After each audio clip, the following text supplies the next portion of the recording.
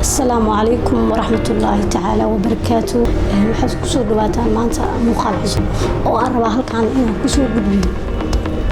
runtii maanta waxaan rabaa inaan ka hadlo oo aan soo dhaweeyo oo inta maanta aan ka sheego aan u baahanahay barnaamij ah tartanka maalgelinta jiilka cusub. daawado ama dhageystay ma tahay qof fikir haysta bal waxay idin rajaynayaa insha Allah in aad barnaamijkaas ka bogan doontaan oo aad fikirkiisa noqon kara haddii uu soo gudbiyo mid bulshada ka heli karta.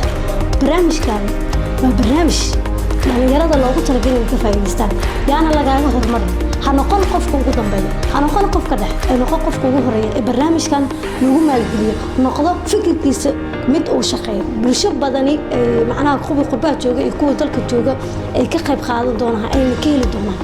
waxweeyaan hadalka idinkugu sii dheeraanin waxaan kusoo dhaweynayaa Mr. Cabdiwaaxid Xasan Xirsi oo barnaamijka idin sii faahfaahin doona. بسم الله الرحمن الرحيم. السلام عليكم ورحمة الله تعالى وبركاته.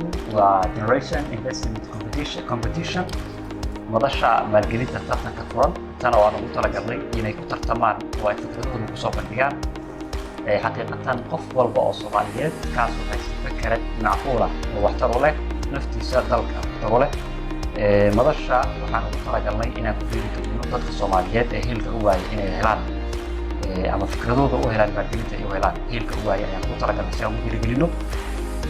madasha waxay qayb weyn ka tahay runtii madalaha horumarinta qaaradda Afrika taas oo loogu talagalay in lagu horumariyo dhalinyarada ku nool qaaradda Afrika.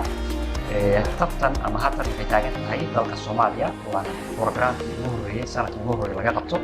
waxaan rajeynayaa inaad si weyn uga soo qayb gashaan. shuruucda ka qaybgalka tartanka waxaa ka mid ah inaad keento 2 sano oo teesara xafiiska diiwaangelinta iyo inaad la imaado warqadda codsiga ah taas oo aad dalbanayso ama aad kaga codsanayso madasha in lagu tixgeliyo codsigaaga. madashu waxay qaabili doontaa dhowr fikradood ee ugu horreeya ama dhowr ugu horreeya fikradaha la yimaada.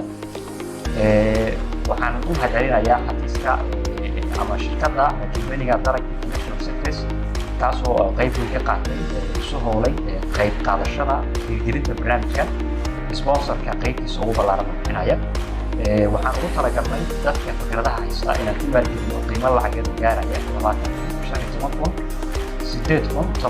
ilaa iyo 5,000 doolar kuwaas oo aan ugu talagalnay inaan ku dhiirigelino madasha kasoo qaybgal wanaagsan.